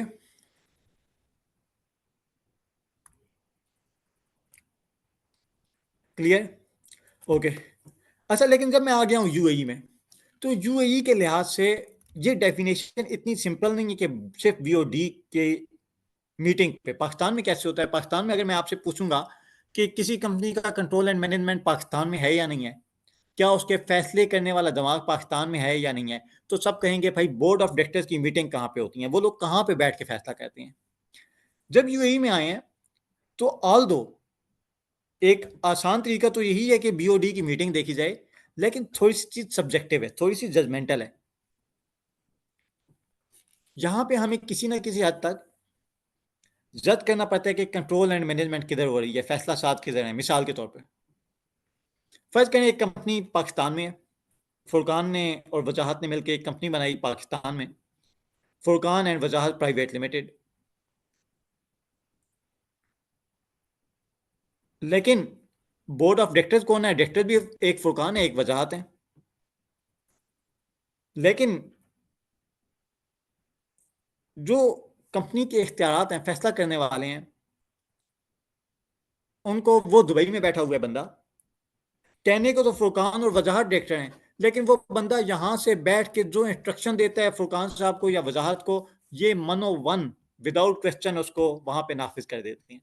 तो कहने को तो बीओडी मीटिंग पाकिस्तान में हो रही हैं, लेकिन उसका जो असल दिमाग है, जो असल कंट्रोल एंड मैनेजमेंट है, वो यूएई में है। ऐसी जगहों पे भी इस कंपनी को यूएई का टैक्स रेजिडेंट तस्वुर किया जाएगा कि ठीक है, यूएई में इनकॉर्पोरेटेड नहीं है, Furqan and Wajahat private limited Pakistan में इनकॉर्पोरेट हुई, लेकिन उसके फैसले करने वाला दिमाग दुबई में है। लेकिन सवाल, अच्छा आज आप लोगों के क्वेश्चन थोड़े कम हैं सर। तो यूएई गवर्नमेंट उसे ट्रेस कैसे करेगी? ट्रेस कैसे करेगी? ठीक है, एक अच्छा क्वेश्चन है ये। ठीक है कि इसको हम कैसे आइडेंटिफाई करेंगे? ये तो खुद जजमेंटल है, कैसे फैसला करेंगे? बहरहाल लॉ में ऐसी डेफिनेशन लिखी हुई है। प्रैक्टिकली हम चीज़ें बाद में देखते हैं। प्रैक्टिकली हम कैसे आएंगे, वो जब हमें प्रैक्टिकल प्रॉब्लम्स आती हैं तब उनको फिगर आउट किया जाता है। कई जगहों पे वाक़ियतन इस चीज़ को छुपाया जा सकता है, लेकिन एक क्वेश्चन ये पैदा होता है कि फुरकान और वजाहत पाकिस्तान में बैठे हैं, कंपनी के डायरेक्टर हैं, वो क्यों बात मान रहे हैं किसी यूएई में बैठे हुए बंदे की? हो सकता है पैसे उसने लगाए हों, हो सकता है वो कोई पॉलिटिकल पर्सनैलिटी हो, सामने ना आना चाहती हो, आप उसके बड़े लॉयल हों, आप उसने आपको पैसे दिए हों, पैसे उसके हों, फैसले वो करता हो, कोई रीज़न होगी ना। इसको आइडेंटिफाई किया जा सकता है, लेकिन ऑल दो ये लीगल अथॉरिटीज़ के लिए एक चैलेंज होगा, इन्फोर्समेंट अथॉरिटीज़ के लिए चैलेंज होगा।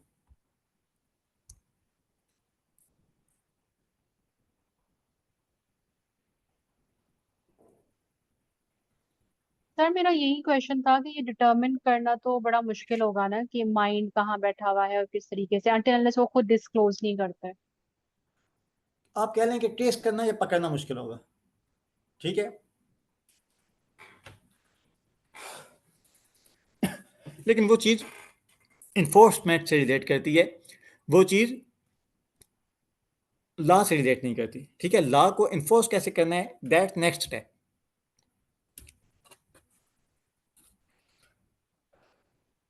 कई जगहों पे कानून में मौजूद पेचीदगियों से, कॉम्प्लेक्सिटी से फ़ायदा भी उठाते हैं।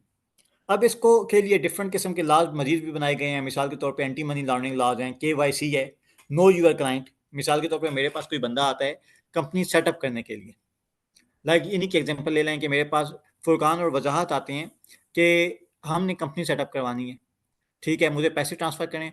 आप कहते हैं लेकिन पैसे जो है ना वो पाकिस्तान में एक सूबे का वज़ीर आला है उसके बैंक अकाउंट से ट्रांसफ़र होंगे, या पाकिस्तान में कोई बड़ा पॉपुलर मिनिस्टर है उसके बैंक अकाउंट से ट्रांसफ़र होंगे। फिर मैंने यहाँ पे चेक करना है कि ये किस तरह की बात है।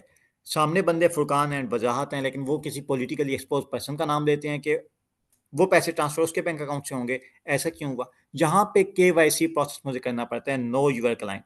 तो डिफरेंट किस्म के लॉज एंड रेगुलेशन, इस तरह से UBO अल्टीमेट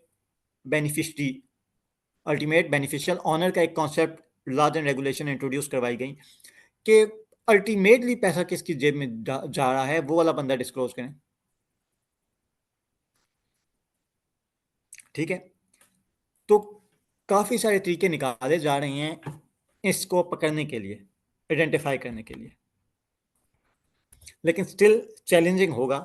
जहाँ पे मैं आपसे आईडी करता हूँ। Sir I have a question जी, जब हम कंपनी रजिस्टर कर रहे थे तो उसने हमसे UBO पूछा था, अल्टीमेट बेनिफिशियल ओनर, ठीक है, और हमने उसमें कहा था कि हम खुद हैं। जी बिल्कुल। तो ये लिंक वहां से नहीं होगा कि आपने कंपनी रजिस्ट्रेशन करते हुए अपने आप को अल्टीमेट बेनिफिशियल ओनर कहा था, जी तो अब जी आप ही बेनिफिशियल ओनर है। हाँ जी बिल्कुल, ये कहने को तो है, लेकिन डेफिनेटली इस पे मजीद लॉज एंड रेगुलेशन है, चेक किया जा सकता है पैसे डिविडेंड किसके अकाउंट में ट्रांसफर हो रहा है। बैंक, अक्सर आपने देखा होगा ना कि बैंक वाले, आप बैंक अकाउंट खुलवाने जाते हैं तो आपसे सोर्स ऑफ इनकम पूछा जाता है। क्यों पूछते हैं वो? बिल्कुल। ठीक है, बैंक पुलिस तो नहीं है, बैंक इटसेल्फ वो आपसे किस हैसियत से पूछता है कि आपने पैसे कहाँ से कमाए हैं। सर ये उसको तो ये इस वक्त FATF की कंप्लाइंस मैंडेटरी है। उसके लिए कंप्लायंस मैंडेटरी है, EML की कंप्लायंस बिल्कुल मैंडेटरी है। बिल्कुल। सर अब एक क्वेश्चन आता है कि अगर पर्सन है कि एक कंपनी है जो पाकिस्तान में है और एक दूसरी कंपनी है जो आपके यूएई में आप इस्टेब्लिश कर रहे हैं, तो दायबत आप दोनों कंपनीज के ऑनर आप खुद ही हैं। तो ठीक है, इसका मतलब पाकिस्तान में आप कंपनी से कुछ अर्न करेंगे तो वो यहाँ उसका टैक्स हमें यूएई में पे करना पड़ेगा?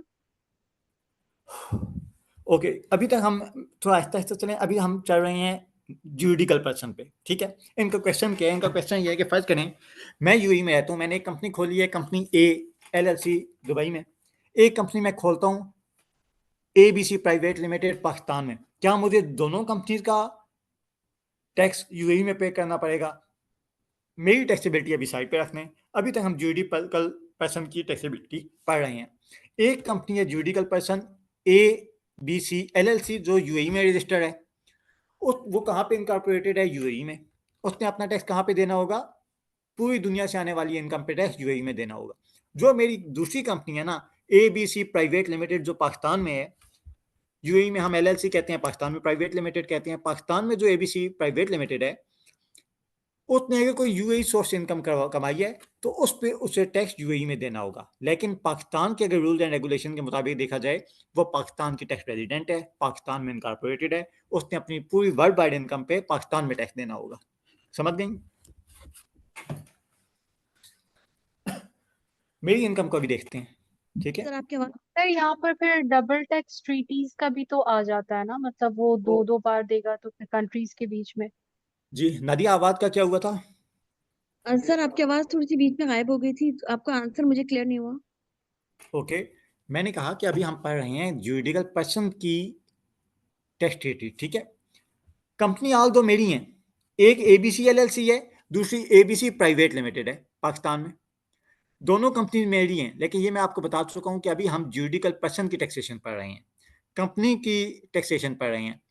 मैं एक अलग बंदा हूँ और मेरी कंपनी ABC LLC एक सेपरेट चीज़ है। अब जो कंपनी पाकिस्तान में ABC प्राइवेट लिमिटेड इनकॉर्पोरेटेड है तो वो मेरी, लेकिन क्या वो यूएई की टैक्स रेजिडेंट है? वो तो नहीं है। वो नहीं है, ठीक है, वो पाकिस्तान की टैक्स रेजिडेंट है। अच्छा, अब मुझे एक और बात बताएं, वो जो ABC प्राइवेट लिमिटेड है और ये जो यूएई में ABC LLC है, ये दोनों सेपरेट टैक्सेबल पर्सन हैं या नहीं? सेपरेट तो है। ये अलग अलग पर्सन है यूएई, तो क्यों पाकिस्तान वाला अपनी पूरी दुनिया की इनकम पे टैक्स देगा? पाकिस्तानी वाला कंपनी क्यों यूएई में टैक्स देगी? वो तो टैक्स रेजिडेंट नहीं है। मेरी टैक्सेबिलिटी ना देखें, ऑनर की नहीं देखें, company LLC is the separate person. अभी तक हम जुरिडिकल पर्सन को देख रहे हैं। Right sir. Nadia clear? Okay, अच्छा, अब इधर एक क्वेश्चन आएगा डबल टैक्सेशन टैक्स ट्रीटी के हवाले से, लेकिन मैं अभी उसको डिस्कस नहीं करना चाहता। मेरे ख्याल से हम अभी इतने एडवांस लेवल पे नहीं पहुंचे अभी तक, सिर्फ इसको हम पहले डेफिनेशन समझ लें। सर और वैसे भी जैसे आपने अभी क्लियर कर दिया, उसका ताल्लुक तो नेचुरल पर्सन से है, ज्यूरिडिकल पर्सन से तो आपने आई थिंक वो यहाँ पे अप्लाई भी नहीं करे। नहीं, कुछ जगहों पे अप्लाई करेगा। मिसाल के तौर पे मेरी जो कंपनी है ABC LLC यूएई में इनकॉर्पोरेटेड है। यूएई के लॉज कहते हैं कि वो पूरी दुनिया से आने वाली इनकम पे यूएई में टैक्स देगा। अच्छा, अब सवाल क्या है? सवाल यह है कि वो पाकिस्तान के हिसाब से एक नॉन टैक्स रेजिडेंट बनती है। वो किस पे टैक्स देगा? पाकिस्तान के लिहाज से वो सिर्फ पाकिस्तानी सोर्स इनकम पे टैक्स देगा। ABC LLC सिर्फ पाकिस्तानी सोर्स इनकम पे पाकिस्तान में टैक्स देगी। अब मुझे जरा सिर्फ पाकिस्तानी सोर्स इनकम को जेहन में रख के बताएं, क्या वो दो जगहों पे टैक्स नहीं देने पड़ रहे? उस रकम की मद में, उस पैसे की मद में जो उसने पाकिस्तान से कमाए हैं, उसे पाकिस्तान में भी टैक्स देना पड़ रहा है, being a non resident. Non resident Pakistan source income पे तो टैक्स देता है, और यूएई का रेजिडेंट होने की वजह से यूएई में वर्ल्ड वाइड इनकम पे टैक्स देना पड़ रहा है। समझ आ रहा है ये? सर ये आप नेचुरल पर्सन के उससे बता रहे हैं या ज्यूरिडिकल पर्सन के ठीक है, पॉइंट ऑफ जुरिडिकल व्यू से? पर्सन के हवाले से बता रहा हूँ। चलिए सर इसको, इसको ये वाला थोड़ा सा क्लियर कीजिएगा, ये क्वेश्चन अभी क्लियर नहीं हुआ इसको हम आपका। होल्ड करते हैं, इसको हम होल्ड करते हैं अभी, क्योंकि ये थोड़ा एक अर्ली स्टेज पे हैं हम, तो कंफ्यूज कर देंगे वैसे ही। हम इसको इधर तक ही अभी उसको इग्नोर कर दें, ठीक है। बस ये समझ लें, जुरिडिकल पर्सन पॉइंट नंबर 1, क्या वो यूएई में इनकॉर्पोरेटेड है? हाँ, तो वो यूएई की टैक्स रेजिडेंट है। अगर नहीं, अगर वो किसी और मुल्क में इनकॉर्पोरेटेड है, तो क्या उसका कंट्रोल एंड मैनेजमेंट यूएई में है?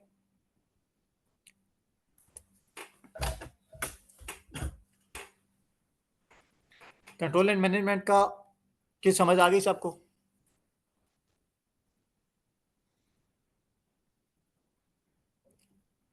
जी सर। Yes sir. ओके, यहाँ तक अब हम जुरिडिकल पर्सन को समझ चुके हैं। अब हम आ जाते हैं नेचुरल पर्सन की तरफ। नेचुरल पर्सन की टैक्स रेजिडेंस क्या होगी? क्या वो यूएई में बिजनेस कर रहा है? नेचुरल पर्सन की टैक्सेबिलिटी हम इंशाल्लाह अपने नेक्स्ट लेक्चर में डिस्कस करते हैं, ठीक है? जुरिडिकल पर्सन तक आप चीजें समझ गए हैं।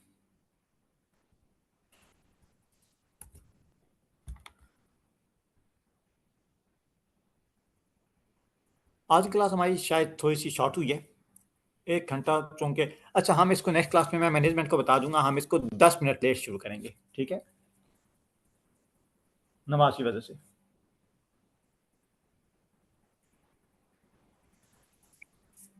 ठीक है सर, ठीक है।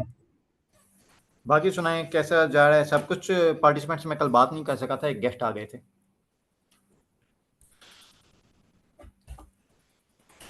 अच्छा, अभी तक सिर्फ एक स्लाइड वक्त पे नहीं मिलती हैं, ये एक पॉइंट रेज किया था किसी ने। कोई और किसी का है कोई क्वेश्चन, कोई सजेशन, कोई इशू?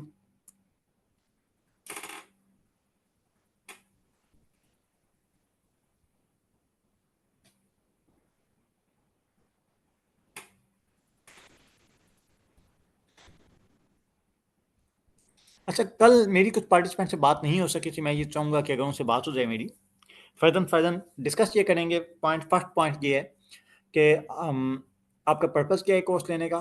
पॉइंट नंबर सेकंड ये है कि अभी तक कोई सजेशन या फीडबैक और किस हद तक आपको चीज़ें समझ आ रही हैं। वजाहत से बात हो चुकी थी कल, अब्दुलरहमान से हो गई थी, अबू बकर से हो गई थी, निशा से। ओके, रैंडमली कोई कुछ कंट्रीब्यूट करना चाहेगा, कोई सजेशन वगैरह, एनीथिंग? क्लास हमारी अब खत्म हो चुकी है पढ़ाई।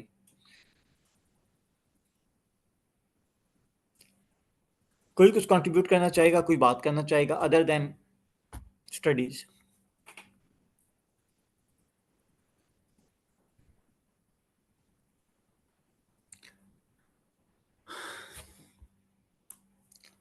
ओके, अच्छा, अभी तक आप लोग मुझे ये बताएं कि आपने क्या क्या किया है, इस कोर्स को कहीं पे यूटिलाइज किया है अभी तक? जी सर, इसको एक्सक्यूज मी सर, मैं जॉब कर रहा हूँ एज ए फाइनेंस मैनेजर। वहाँ पर ब्रांच ऑफिस हमारा रजिस्टर्ड हुआ है, तो उसमें काफ़ी चीज़ें हेल्प आउट कर रही हैं। और मैंने जैसे कि जिक्र किया था कि थोड़ा सा मैं अपनी भी पाकिस्तानी टैक्सेशन की कंसल्टेंसी देता हूँ छोटी मोटी, तो उसमें भी कुछ क्लाइंट्स हैं जो कि यूएई की टैक्सेशन और कॉर्पोरेशंस के बारे में इंक्वायर करते थे, तो वहाँ पे भी बेनिफिट हुआ मुझे इस चीज़ का। अच्छा, अभी तक हालांकि हमने टैक्सेबिलिटी पढ़ी नहीं है, टैक्स पढ़ना स्टार्ट नहीं किया, तो अगर फिर भी कोई बेनिफिट हो गया है इसी लिहाज से तो। सर वो ये इस लिहाज से कि अक्सर लोग पूछते हैं कि कंपनी इनकॉर्पोरेट करवानी है यूएई के अंदर, दुबई में करवानी है, कोई फ्री जोन में करानी है, तो वो जो कंपनी इनकॉर्पोरेशन वाली जो इन्फॉर्मेशन है ना, वो पहले नहीं थी पास, बंदा इस चीज़ पे अप्रेज नहीं थे। तो अब कोई पूछता है उस बारे में, तो कम से कम हम उनको अप्रेज कर सकते हैं, बता सकते हैं, ये बता सकते हैं कि आपका अंदाजन कितने चार्जेस लग जाएंगे, कितनी कॉस्ट आ जाएगी। इस चीज़ के आप एक आइडिया हो गया कम से कम, जो आप किसी के साथ बात कर सकते हैं इसके ऊपर। ओके, अच्छा, एक क्वेश्चन है इनका कि क्या पीडब्ल्यूसी का कोर्स सिर्फ अपनी नॉलेज के लिए पढ़ सकते हैं? पीडब्ल्यूसी के प्राइस बॉर्डर के ऊपर पीडब्ल्यूसी के अच्छे टीचर्स हैं, और यूएई में अगर टैक्स एजेंट किसी ने बनाना है तो उसका राइट सिर्फ पीडब्ल्यूसी के पास है कि वो आपको बाकायदा टैक्स ले, वो सिर्फ पीडब्ल्यूसी ले सकता है। लेकिन क्या उसको सिर्फ अपनी नॉलेज के लिए पढ़ सकते हैं without sitting in the exam? क्या कोई सोर्स है कि जहां से कंप्लीट मटेरियल स्टडी मिल सके? मोहम्मद काशिफ, हम इन तमाम चीज़ों को मेन सोर्स की तरफ आपको डायरेक्ट करूंगा, ठीक है? जो भी टैक्स के प्रिंसिपल्स हैं वो तमाम जिन लॉज एंड रेगुलेशन से डिराइव हो रहे होते हैं, वो किसी भी अकाउंटिंग फर्म ने या टैक्स फर्म ने नहीं करने होते हैं, वो यूएई की जो फेडरल टैक्स अथॉरिटी है वो करती है, ठीक है? इसका लीगल स्ट्रक्चर क्या है वो जब हम पढ़ेंगे ना, तो आपको तमाम डायरेक्शन मिल जाएंगी कि हमें अगर कंप्लीट कोर्स चाहिए, कंप्लीट चीज़ें चाहिए कि हम, और जो नई डायरेक्शन आती हैं, जो नई डायरेक्टिव्स आती हैं, जो नई रेगुलेशन आती हैं, वो भी हम पढ़ सकें, तो वो आपको कहाँ से मिलेंगी? ठीक है काशिफ, इसको हम इंशाल्लाह कब डिस्कस करेंगे? अच्छा, अभी थोड़ा सा शॉर्ट फॉर्म में बता देता हूँ, ऑल्दो इसको अभी आप ये समझें कि इग्नोर कर दें बाकी के मैंने आपको पढ़ाया या नहीं। यूएई में सबसे पहले फेडरल डिक्री इशू होती है जो प्रेसिडेंट इशू करते हैं। फेडरल डिक्री लॉ नंबर 47 है कॉर्पोरेट टैक्स, ठीक है। फेडरल डिक्री के नीचे एक कैबिनेट बॉडी आती है, ठीक है। कैबिनेट डिसीजन इशू करती है। कैबिनेट डिसीजन के नीचे मिनिस्टेरियल डिसीजन होते हैं जो relevant ministry of finance issue करती है। उसके नीचे एफटीए फेडरल टैक्स अथॉरिटी। तो ये 4 बॉडीज हैं जो यहाँ पे लॉज एंड रेगुलेशन जारी कर रही होती हैं। फेडरल डिक्री जो प्रेसिडेंट ने जारी करनी होती है वो तो कर दी। बैट की फेडरल डिक्री नंबर 8 है और कॉर्पोरेट टैक्स की फेडरल डिक्री नंबर 47 है, ठीक है। इसके नीचे कैबिनेट डिसीजन है। मिनिस्ट्री ऑफ फाइनेंस की आप वेबसाइट पे जाएं, आप जाके देखें कैबिनेट डिसीजन जितने भी टैक्स रिलेटेड होंगे ये सब दिए होंगे। कैबिनेट डिसीजन के नीचे मिनिस्टेरियल डिसीजन होते हैं जो मिनिस्ट्री ऑफ फाइनेंस है वो इशू करती है। उसके नीचे एफटीए है फेडरल टैक्स अथॉरिटी, ये लॉज एंड रेगुलेशन इशू करती है। यहाँ का लाभ पढ़ना ये कोई इतना मुश्किल नहीं है। पाकिस्तान की तरह बहुत मोटी बुक नहीं है अभी तक, छोटी छोटी बॉडीज हैं, बहुत सारे cabinet decision ministerial decision 7-8 pages के हैं। तो वो तमाम चीज़ें इंशाल्लाह हम आगे देखेंगे कि यहाँ पे टैक्स कैसे बन रहा है। और ऐसी बात नहीं है तो मैं आपको कोर्स करवाऊंगा, इट विल नॉट बी 20% और 30%, ठीक है। ये ठीक ठाक 100% का तो मैं दावा नहीं करूंगा लेकिन 70 to 80% तक कवर कर लेता है। हाँ, जो कई चीज़ें बड़ी इंडस्ट्री स्पेसिफिक हो जाती हैं वो पढ़ने का, वो जो सिर्फ प्रैक्टिस कर रहा हो उस वक्त बेनिफिशियल होती हैं, ठीक है काशिफ। ओके। एक मेरा क्वेश्चन है कि पाकिस्तान की तरह यहाँ पे ऑर्डिनेंस या रूल्स की कोई बुक होती है जिसमें ये सारे जो लॉज और रूल्स जो हैं वो मेंशन होते हैं, इसके हवाले से मुझे गाइड करें प्लीज। सर इसके लिए जो बेस्ट तरीका है ना वो ये है कि आप वेट करें, इंशाल्लाह ताला हम इन तमाम चीज़ों को जो मैंने अभी जल्दी से बोला काशिफ के लिए सिर्फ, ये आप सबको आगे बताऊंगा कि लॉ कैसे बनता है और बॉडीज कौन कौन सी हैं, कहाँ से आप तमाम चीज़ें पढ़ सकते हैं। उसके बाद यहाँ पे एक बुक नहीं होगी, ठीक है। उसकी वजह यह है कि यहाँ पे कॉर्पोरेट टैक्स अंडर कंस्ट्रक्शन है, एक तरह से कह रहे हैं। नई गाइडलाइंस आ रही हैं, रूल्स एंड रेगुलेशंस आ रहे हैं। पहले तो एक ऐसा भी टाइम था जब वीकली बेसिस पे 1-2 डिसीजन आए होते थे। तो अभी चूंकि कॉर्पोरेट टैक्स बिल्कुल रिसेंट आए है, तमाम लॉ रेगुलेशन की कोई एक बुक नहीं है, एक जगह पे वो जमा नहीं है।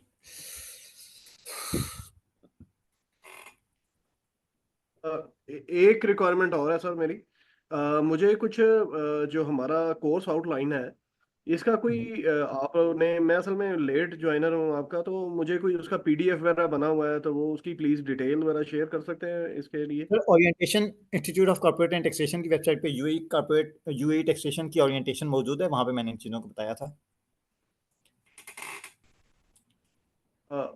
ये रिटर्न फॉर्म में नहीं अवेलेबल होगा कि हम लोग उसके अकॉर्डिंगली जो है वो जस्ट मेमोराइज करने के लिए कोई पीडीएफ या कोई इस टाइप का कोई चीज आपके पास स्लाइड वगैरह हो या कोई। मैं इसका पर्पस पूछ सकता हूँ किस सेंस में आप देखें, बहुत सारी सुनने की निस्बत रिकॉर्ड में ये होता है कि अगर जब हम लोग कोई चीज सुनते हैं आपसे और जब उसको पढ़ते हैं तो वो डबल मेमोराइज हो जाता है ये चीजें।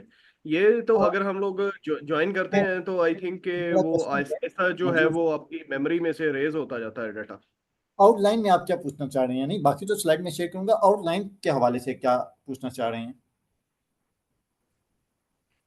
जैसा कि होता यह है कि आप एक सब्जेक्ट है हमारा, तो उसके उसके उसमें जो है वो हेडिंग्स वगैरह दी होती हैं कि ये पेज के ऊपर इतनी चीज़ें हैं जो हम लोग विद इन द ईयर पढ़ते हैं।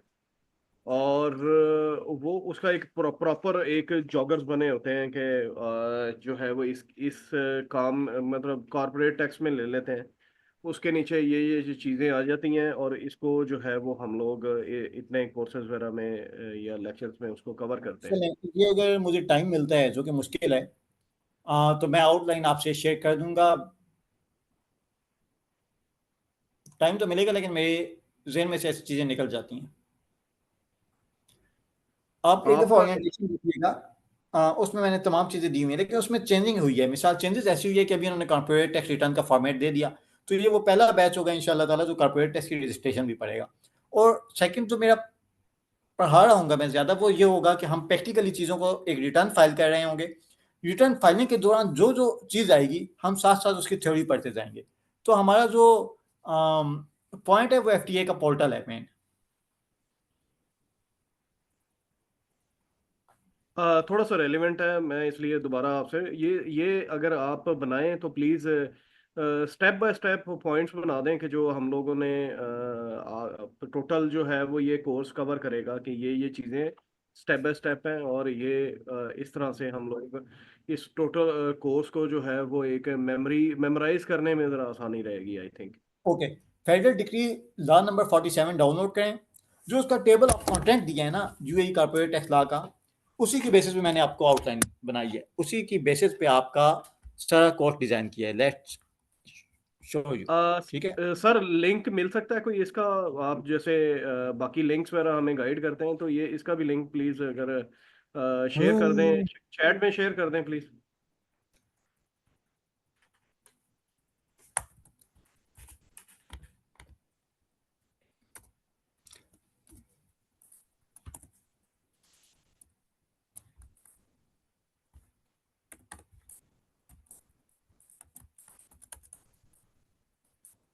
नहीं, ये मैं फिर लेके ओरिएंटेशन क्लास की ना मेंशन कर देना, ओरिएंटेशन क्लास की जो नोट्स हैं वो मैं आपसे शेयर कर दूंगा।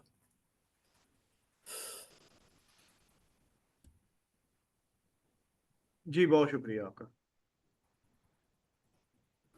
किसी का कोई क्वेश्चन किसी तरह का? और सर एक क्वेश्चन तो नहीं, मैंने ना आपने कहा था कि मुझे सेपरेट अपना पासपोर्ट नंबर भेज दीजिएगा प्राइवेट मैसेज में। मेरा ना वो बन नहीं रहा था इन्वेस्टमेंट दुबई का आईडी, और पहले यूएई विजिट किया हुआ है विद तकरीबन 2016 में लास्ट मैंने विजिट किया था, उसके बाद नहीं कर सका। मगर जो पासपोर्ट नंबर है ना सर, मैंने बाद में मुझे नया पासपोर्ट इशू हुआ था क्योंकि पुराना एक्सपायर हुआ था। नए पासपोर्ट पे ट्रैवलिंग नहीं है यूएई की, पिछले पासपोर्ट पे काफ़ी सारी ट्रैवलिंग है, तो वो काइंडली बताइएगा किस हिसाब से आगे लेके चलना है। आप पहले वाला पासपोर्ट डालेंगे, ठीक है, पॉइंट नंबर 1। उसके बाद एडिट का ऑप्शन आएगा आपके पास, और उसमें जाकर एडिट के ऑप्शन में, जी जी, उसमें एडिट का ऑप्शन होगा, आप अपनी डिटेल एडिट करेंगे। पुराने पे बन गया है ना? नहीं सर, नहीं दोनों पे नहीं बनना, मैंने पुराना पे ट्राई करके देख लिया। आपकी एक मिनट, आपका नाम मैंने अगर सेव किया हुआ है तो अभी हम कर लेते हैं।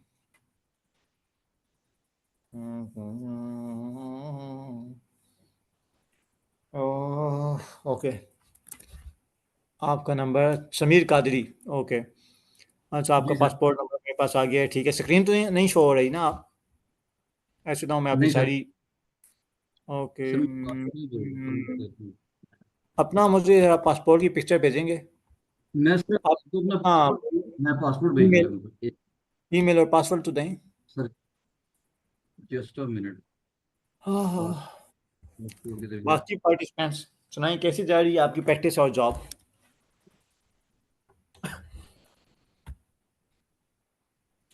प्रैक्टिस तो सर जारी है, बड़ा लोड हुआ हुआ, जो कुछ क्लाइंट्स पकड़े हुए थे, डाटा लोग लेट भेजते हैं, तो डेट लोग कह रहे हैं एक्सटेंड नहीं हो रही, 30 सितंबर है लास्ट डेट।